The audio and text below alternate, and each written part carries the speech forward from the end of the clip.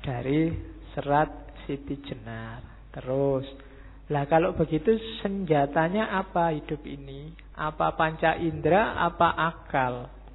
Katanya Siti Jenar, ya panca indera iyalah, tapi banyak kelemahannya.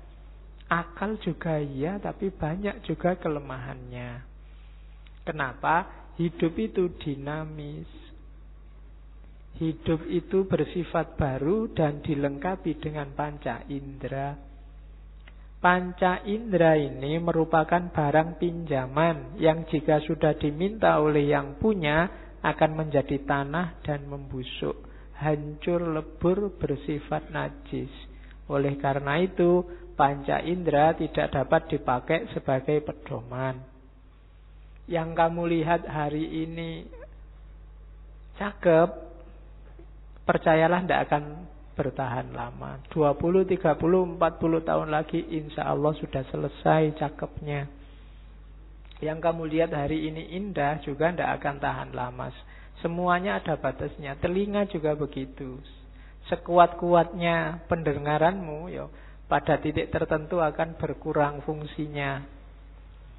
Gigi, hidung, ya kan? Gigimu mungkin kamu masih muda, giginya masih kuat-kuat. Sebentar lagi goyang satu demi satu. Sekarang masih kuat makan daging, besok cuma kuatnya makan agar-agar. Kenapa? Giginya mulai rontok.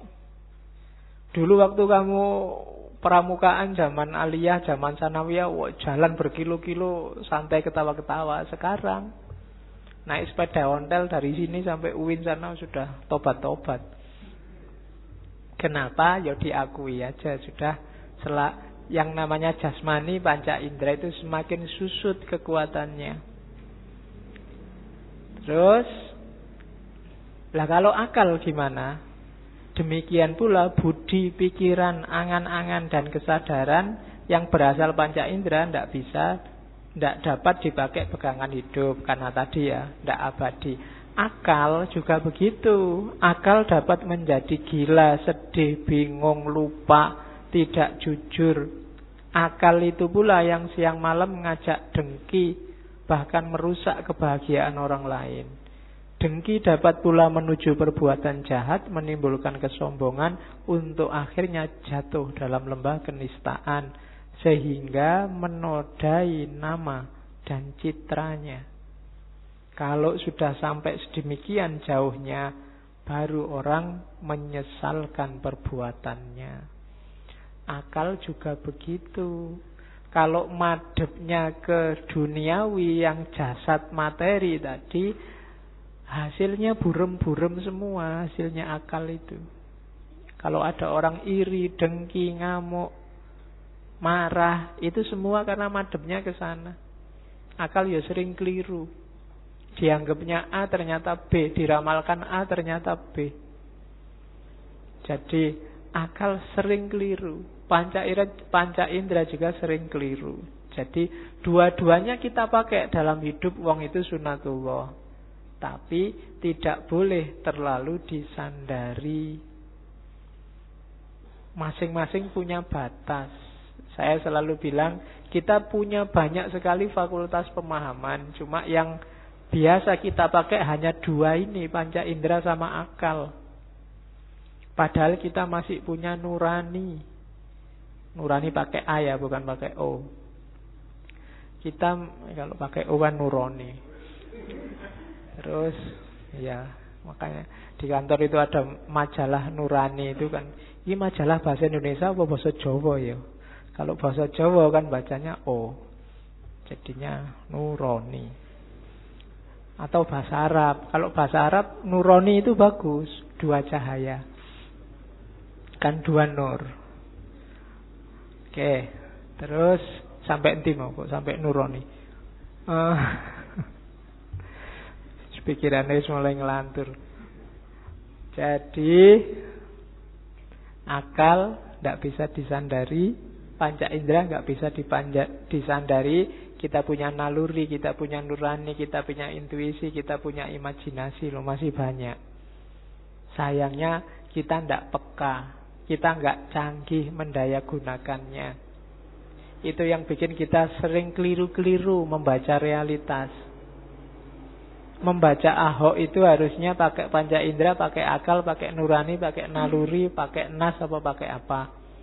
Membaca HTI itu, yang sekarang ruwet itu, harusnya pakai hukum, apa pakai akal, apa pakai nurani, apa pakai naluri, apa pakai intuisi, apa nunggu ilham dulu, dan seterusnya. Kita tidak canggih di bidang itu. Jadi itu yang dikritik oleh Siti Jenar.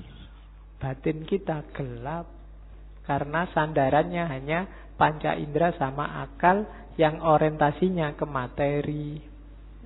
Jadi ada dua dasar: hidup dengan berfatwa, menunggu fatwanya hati, dan tidak terlalu bersandar pada panca indera dan akal.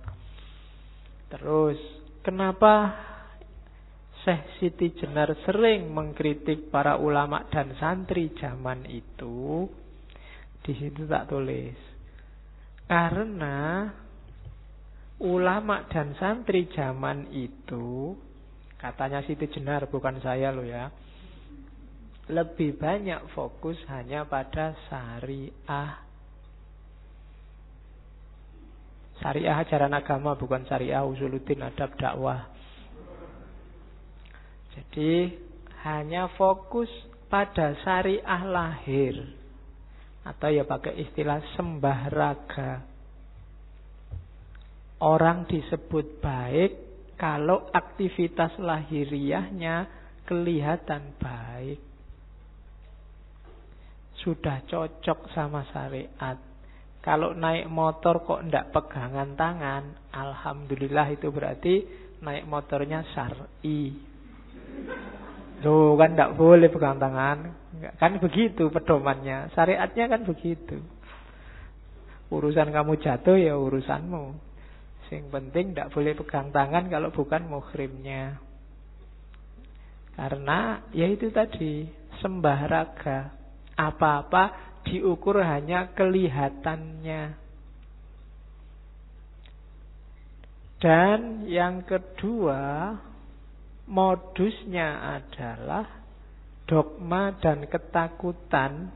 Yang kedua, bujukan surga. Jadi katanya Syekh Siti Jenar, ulama sama santri itu modusnya cuma 3. Yang pertama, dogma. Dalilnya ada loh. Dalilnya apa sih? Ayatnya mana sih? Itu dogma. Yang kedua, ketakutan. Awas kamu kalau begitu, neraka paling bawah lapis 7. Itu ketakutan. Kan akhirat itu kan ada basementnya ke bawah lapis 7, itu jatahnya neraka. Yang di atas itu lantai 1, 2, 3 sampai 7 jatahnya surga. Jadi bayanganku gitu, narasinya begitu. Kalau surga masuk, naik ke atas, kalau neraka jatuhnya ke bawah. Nah, ketakutan. Jadi orang diancam terus. Dan yang ketiga, rayuan surga. Jadi makanya kalau ada orang gombal, ngomong yang tidak sesuai kenyataannya, atau janji-janji muluk-muluk yang tidak jelas, menyebutnya hanya angin surga. Jadi orang dirayu dengan surga, diancam dengan neraka, atau dipageri dengan dalil dan dogma. Modusnya selalu itu. Dan akhirnya jatuhnya hanya pada yang lahiriah. Sibuk nyari mana halal, mana haram, aspek lahirnya saja. Ada apa-apa ditanyakan fatwanya, ini halal apa haram, dalilnya mana, dasarnya apa. Itu dogma. Dan itulah yang dikritik oleh Siti Jenar. Bukan salah, cuma masa itu tok agama isinya? Masa agama hanya syariat, hanya lahiriah, hanya itu saja? Kalau ada apa-apa, iki sholat apa enggak, kan selalu begitu orang tanyanya. Sembahyang loh, rajin ke masjid, wah bagus, selalu begitu. Jadi Itu yang dikritik oleh Siti Jenar. Bukan salah, tapi maksud hanya itu? Masa agama itu hanya berhenti di surga, neraka, dan ayat? Apakah itu tujuan adanya agama? Kan itu pertanyaannya saya Siti Jenar pakai bahasa sekarang. Akhirnya apa? Agama yang semula hanya alat sekarang jadi tujuan. Seolah-olah kalau sudah tahu mana halal, mana haram, selesai. Kehilangan yang paling esensial, yaitu Tuhan Allah. Wong perannya Allah sudah diambil semua oleh manusianya. Menghakimi, ya kan? Mengkafirkan, menjudgment, dan seterusnya. Itu kan tugasnya Allah. Allah mau mengkafirkan sekarang tidak bisa, didului terus sama orang-orang. Mau ngecap kafir, sudah dikafirkan dulu. Jangan-jangan nanti Allah gengsi. Enggak jadi kafir, masa mau kafirkan dulu. Kan kita selalu mendului gitu. Itu jatahnya Allah. Dan kenapa kok kita ambil jatahnya Allah? Karena Allah ternyata tidak masuk dalam semesta urusan agama kita. Tidak masuk dalam pertimbangan keputusan kita. Yang kita cari hanya ayat dan dalilnya. Nanti itu yang oleh Muhammad Arkun dulu disebut takdisul afkar ad-diniyah. Sakralisasi pemikiran keagamaan. Yang kita sakralkan bukan agamanya, tapi pikiran kita terhadap agama. Yang kita sucikan ternyata bukan Al-Qur'annya, tapi tafsir kita. Itu yang disebut takdisul afkar. Yang kita sembah-sembah, kita dewa-dewakan tafsir kita. Buktinya apa? Kita merasa tafsir kita pasti benar. Tidak mungkin keliru. Pemahaman kita mesti yang paling benar. Nah, itu berarti pikiran kita yang kita sakralkan. Tidak mungkin keliru, itu kan berarti sakral. Jadi ternyata dalam agama kita mensakralkan diri kita sendiri. Nah, itu yang dikritik oleh Siti Jenar. Jadi harusnya kan beragama tadi loh, membersihkan batin, hati sehingga jernih, tidak terlalu bergantung pada panca indera dan akal. Panca indera itu kan yang lihat yang fisik-fisik tadi, yang syariah tadi. Terus, nah, kenapa sih kok syariah saja tidak cukup? Ini kalimat yang sering disalahpahami orang. Dianggapnya Syekh Siti Jenar itu tidak sholat. Iya, kalau dibaca cuma satu syair, satu bait, satu paragraf. Para wali itu hampir, kita kan bolak-balik ngaji beberapa wali, kan tidak ada satupun yang bilang bahwa syariat itu tidak butuh. Bahkan dalam 24 jam kehidupan mereka itu kan banyak kisah-kisah mereka bolak-balik sholat, puasa tidak berhenti-berhenti, malam tidak pernah tidur. Itu ngalang-ngalai kita jauh. Kita sih sibuk sholat zuhur, sholat asar, paling cuma 5 waktu itu. Para wali itu sudah hobinya itu, tidak butuh diperintah-perintah lagi. Puasa tiap hari, zakat, bahkan semua hartanya dikasih kalau ada yang minta. Ada yang jadi raja terus kerajaannya dikasih. Ada yang kaya raya semua hartanya dikasih. Itu para wali. Jadi nggak usah dicek mereka sholat enggak ya, zakat enggak ya, puasa enggak ya. Oh, itu sudah hobinya. Nggak usah dipertanyakan. Syariat itu kalau ya kayak kritiknya Siti Jenar tadi loh. Banyak ulama, banyak santri yang berhenti di syariat. Berhenti itu padahal tidak cukup itu sebenarnya. Jadi maka para wali jarang fokus di syariat. Kenapa? Syariat itu cuma terminal awal yang harus dilampaui. Makanya mereka fokusnya pada beyond syariat tadi. Makanya yang bercita-cita jadi wali, jangan, kenapa kok pengen jadi wali? Enak Pak, kelihatannya ndak sholat, ndak puasa, ndak. Coba dibaca kisah para wali itu. Justru mereka suka sekali melakukan apapun yang membuat Allah berkenan, yang semakin membuat mereka dekat sama Allah. Ada yang sehari semalam sholatnya bisa ratusan ribuan rakaat. Kalau contohnya minggu lalu, Syekh Abdul Qadir Jailani. Syekh Abdul Qadir Jailani itu kelihatan tidak ada tidurnya. Kalau habis subuh dia ngajar. Nanti sholat zuhur. Habis zuhur dia buka praktek. Buka praktek dalam arti menerima tamu-tamu yang biasanya minta fatwa tentang hukum. Karena Syekh Abdul Qadir Jailani kan ahli fikih juga. Nanti habis asar sedekah. Wajib itu. Habis asar apa yang dia punya diserahkan pada fakir miskin sebagian.